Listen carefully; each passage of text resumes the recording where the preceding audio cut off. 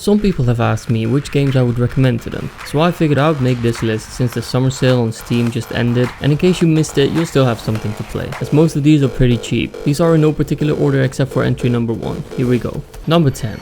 Rise of the Tomb Raider, the 20-year anniversary one. Even though the name Tomb Raider is well known at this point, it seems too many people haven't tried this game. Even I was hesitant at first, but this game is very immersive. If I had to compare it to anything, I would say it's like Uncharted. A story-driven third-person shooter with cool action. It really makes you feel like Indiana Jones once again as you explore. It does have multiplayer, but this one is all about the single-player campaign, and it looks amazing.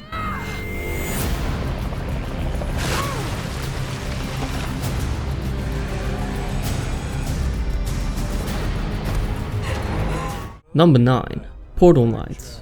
Yes, you could classify this as a Minecraft ripoff, but if you like building games and you want something different for around $3, you can try this. Not only are the graphics better than Minecraft, but you can actually decorate your creations with furniture. There are also different classes available to create some variety, although the combat is extremely simple. There's both local and online co-op and several different worlds to explore, but don't expect to the brim-filled worlds as this game is aimed at a younger audience. Encounter random events with huge rewards. Be sure to build a stronghold to store your loot. Number 8. CarX. The best drifting game available in my opinion.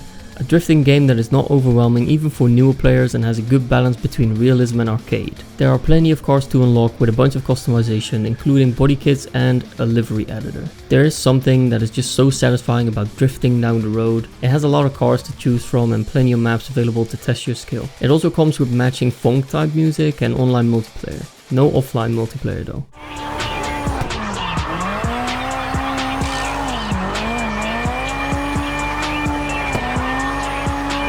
Number 7. Killing Floor 2. It's hard to recommend this if you're planning to play it alone because it's better played together, but if you are looking for a cheap shooter and you like taking on waves of zombies, this is your game. There's gore, upgrade trees and different characters with different play styles. I love collecting all the collectibles and trying out all gun animations. I'd say ignore the cosmetics in this game because they're not worth your time, but if you like grinding up levels and unlocking new skills, you'll probably like this.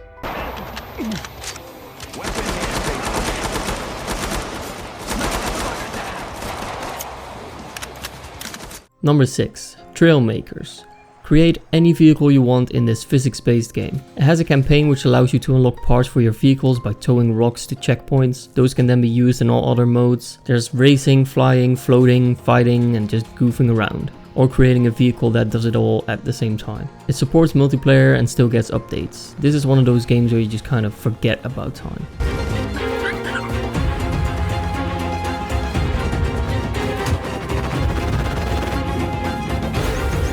Number 5.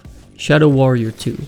There's also a Shadow Warrior 1 and a Shadow Warrior 3 if you were curious, but number 2 remains my favorite. This is a story game that is all about destroying creatures in satisfying ways with a variety of weapons. From katanas to bazookas, it has it all. It's still one of my favorites to this day due to the actually funny protagonist. The campaign has partially procedurally generated levels, keeping things fresh, and it also supports co-op up to 4 players and a skill tree to hone your powers. It's a real gem.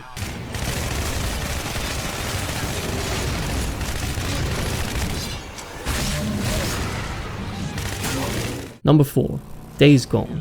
Probably the most expensive game on this list as it's always full price, but when it does go on sale however it's always a lot cheaper. I guess that's because it's a game that was first released on PlayStation and Sony decides the prices, but I don't know. This is a single player story driven survival game with hordes of zombies and a decent story. For some reason it never took off as the masses didn't really like it, but I thought it didn't get enough praise. So if you like the story driven games with a bit of survival and zombies in there, it's worth a try when it's on sale. It's gonna be dark soon. When does that ever stop me?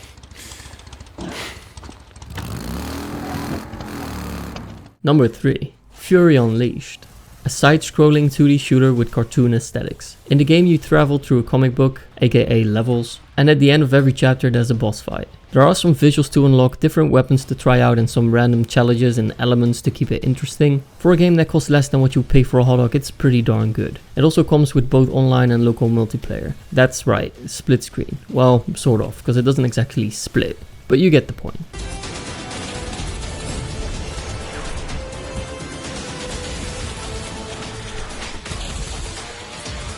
Number 2. Severed Steel. Ever dreamt about being John Wick? This game is for you. Run on walls, somersault over enemies, slide around, rip weapons from enemies' hands, all in slow-mo while jumping through windows. Beware though, you'll die in one hit. Although it wasn't that hard in my opinion, it's just really cool. There is some sort of story, but it's one of those games you kind of play for the gameplay anyways. It also has different modes and some things you only unlock after you've beaten the game. Oh, and some of the environments are even destructible.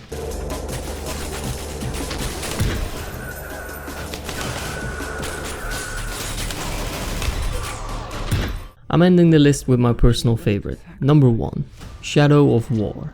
I truly do not understand why this game is still so underrated. The Nemesis system this game has is superb and unique. The combat is awesome and there are hours of gameplay. If you enjoy the Batman style combat, then you'll like this. This game also didn't get enough praise for completely dropping all microtransactions, but the low scoring reviews I found online are still based on that. I understand that these should have never been there in the first place, but how many companies do you see drop them completely? In this game you slice your way through hordes of orcs, upgrade your character, create an army and conquer all forts to become the ruler of Middle-earth. I have played this game for over 100 hours, completed it 100% and still wanted to keep playing. It's also cheap as you can get it for less than 10 bucks including all DLCs, which you really do not need. I know this video isn't like my usual fast-paced stuff, but more of that's on the way. I hope you enjoyed it nonetheless. Like, subscribe, all that stuff, and I'll see you in the next one.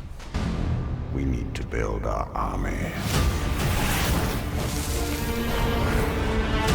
This is just the beginning.